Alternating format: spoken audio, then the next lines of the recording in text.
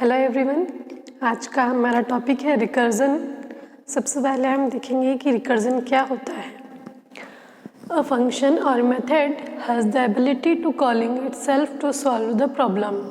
एक फंक्शन या एक मेथड जो कि क्या कर सके, खुद को कॉल कर सके, कॉलिंग इटसेल्फ, ये क्या कहलाता है? रिकर्जन कहलाता है। जैसे हम देखते हैं हाई लेवल प्रोग्रामिंग में, जैसे C++ में या जावा में, हम किसी भी प्रॉब्लम को सॉल्व करने के लिए एक प्रोग्राम डिज़ाइन करते हैं। वो प्रोग्राम किस में होता है? क्लासेस होती है और उसके अंदर मेथड्स होती हैं। हम एक प्रोग्राम में डिफरेंट टाइप के मेथड्स का यूज़ कर सकते हैं। तो इसमें क्या होता है कि मेथड डिफरेंट होती है, एक मेथड दूसरे को कॉल करती है, लेकिन रिकर्जन में स्पेशल चीज़ क्या है कि एक मेथड क्या करेगी, किसी भी प्रॉब्लम को सॉल्व करने के लिए खुद को कॉल करेगी। ये क्या कहलाता है? रिकर्जन कहलाता है। अब जैसे रिकर्जन जो है ये कहाँ से आया? ये लैटिन नाम है। लैटिन जैसे री का मतलब होता है बैक, और रिकर्जन तो to run, to happen again, मतलब किसी भी वर्क को अगेन एंड अगेन परफॉर्म करना, ये क्या कहलाता है? रिकर्जन। तो रिकर्जन का जो कॉन्सेप्ट है हम कहाँ से लेके आए हैं? लैटिन वर्ड से लेके आए हैं, जिसका मतलब है किसी भी वर्क को बैक टू बैक क्या करना, रिपीट करना। तो इसी तरीके से हमारी प्रोग्रामिंग में जब हमें किसी भी चीज़ का रिपीटेशन करना होता है, तो पहले तो क्या होता था, लूप यूज़ करते थे हम, और इटरेशन होता था, तो वो क्या बहुत ज़्यादा कॉम्प्लेक्स हो जाता था, और उसको सॉल्व करने के लिए फिर जो कॉन्सेप्ट आया है वो रिकर्जन का है। अब स्पेशली एट रिपीटेड इंटरवल क्या होता है? ये एक पर्टिकुलर इंटरवल के बाद में रिपीटेशन होता है। अब जो है टाइप्स ऑफ रिकर्जन कितने टाइप के होते हैं? फर्स्ट होता है डायरेक्ट रिकर्जन। डायरेक्ट रिकर्जन क्या होगा? एक मेथड जो कि क्या करे, अपने आप को कॉल करे, वो क्या कहलाता है? डायरेक्ट रिकर्जन कहलाता है। जैसे हम यहाँ पर एग्जांपल में देखें कि हमारी एक मेथड है जिसका जो हमने डेटा टाइप दे रखा है इंटीजर, और हमारी मेथड का नाम है A, B और C। जब हम क्या करते हैं, प्रोग्राम लिखते हैं, तो हम यहाँ देख रहे हैं कि ये वापस से क्या हो रहा है, एक मेथड कॉलिंग हो रही है। इसको क्या बोलते हैं? मेथड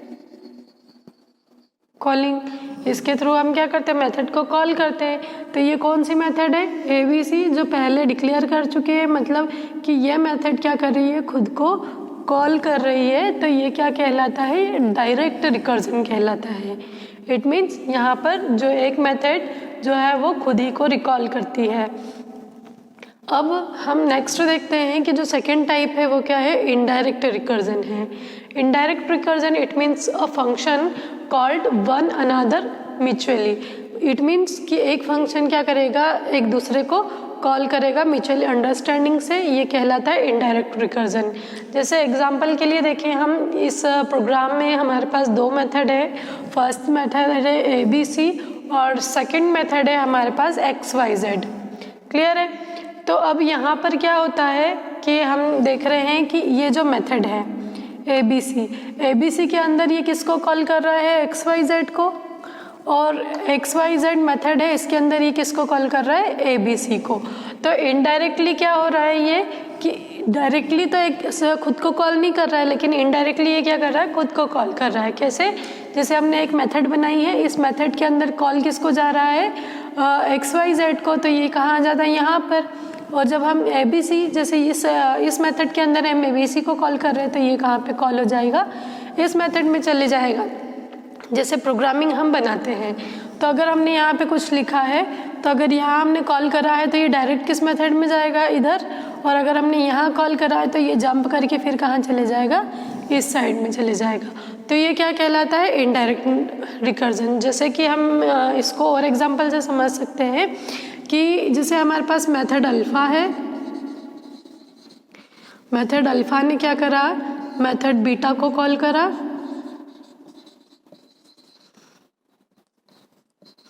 और फिर मेथड बीटा ने क्या करा? मेथड अल्फा को कॉल करा। तो यहाँ पे इसने मेथड अल्फा ने डायरेक्टली खुद को कॉल किया क्या? नहीं किया। तो इसने पहले मेथड बीटा को कॉल किया और मेथड बीटा ने मेथड अल्फ़ा को कॉल किया, तो ये क्या हो गया, इनडायरेक्टली हो गया। तो इसीलिए ये क्या कहलाता है, इनडायरेक्ट रिकर्जन कहलाता है। अब इसी तरीके से जो है, और अगर हम फर्दर इसको डिवाइड करें इसके टाइप्स को, तो 3 टाइप्स के और रिकर्जन होते हैं, जैसे लीनियर रिकर्जन होता है, बाइनरी रिकर्जन होता है और मल्टीपल रिकर्जन होता है। लीनियर रिकर्जन क्या होता है, जब एटलीस्ट बेस क्राइटेरिया में एटलीस्ट 1 बार कॉलिंग हो, रिकर्सिव कॉल कितनी बार हो, एटलीस्ट 1 बार हो, हम इससे चेक कर सके कि हमारा रिकर्जन जो है वो प्रॉपर वर्क कर रहा है या नहीं कर रहा है। इसी तरीके से जो सेकंड होता है बाइनरी रिकर्जन, बाइनरी रिकर्जन में एटलीस्ट 2 रिकर्सिव कॉल होते हैं। 2 रिकर्सिव कॉल होने के कारण इसको क्या कहा है, बाइनरी रिकर्जन कहा है। फिर होता है मल्टीपल रिकर्जन। मल्टीपल रिकर्जन में क्या होता है कि मोर देन 2 टाइम्स क्या होता है, रिकर्सिव कॉल होते हैं, इसीलिए इसे मल्टीपल रिकर्सिव कॉल कहा जाता है। फिर है नेक्स्ट हमारा प्रॉपर्टीज़। प्रॉपर्टीज़ जो रिकर्जन की प्रॉपर्टी होती है, इसमें फर्स्ट होता है बेस क्राइटेरिया और सेकंड होता है प्रोग्रेसिव अप्रोच। तो बेस क्राइटेरिया क्या होता है, जैसे जब हम लूप को चलाते हैं तो लूप कैसे चलता है, इन्फिनिटी तक चलता है, जब तक उसमें कुछ भी क्राइटेरिया डिसाइड नहीं किया जाए। इसी तरीके से जब हम रिकर्जन करते हैं तो सबसे पहले हमें क्या करना पड़ता है, बेस क्राइटेरिया सेट करना पड़ता है। बेस्ट जो होता है, बेस क्राइटेरिया मिनिमम 1 का होता है और जो मैक्सिमम हम अपने नीड के अकॉर्डिंग उसको सेट कर सकते हैं। जैसे जैसे जब हमारा प्रोग्राम एग्जीक्यूट होगा तो रिकर्जन जब बेस क्राइटेरिया के क्लोज पहुंच जाएगा तो वो क्या होता है, हमारा प्रोग्राम क्लोज हो जाएगा। जैसे हमारा बेस क्राइटेरिया हमारे पास क्या है, हम दे सकते हैं 3 दे सकते हैं। इट मीन्स ये जो रिकर्जन है कितने टाइम चलेगा, 3 टाइम चलेगा, रिकर्सिव कॉल 3 टाइम होगा। इसी तरीके से एटलीस्ट 1 टाइम तो होना ही चाहिए। फिर है प्रोग्रेसिव अप्रोच। प्रोग्रेसिव अप्रोच का मीनिंग है जब भी हम रिकर्जन करते हैं तो उसकी परफॉर्मेंस क्या होती जाए, डेवलप होती जाए।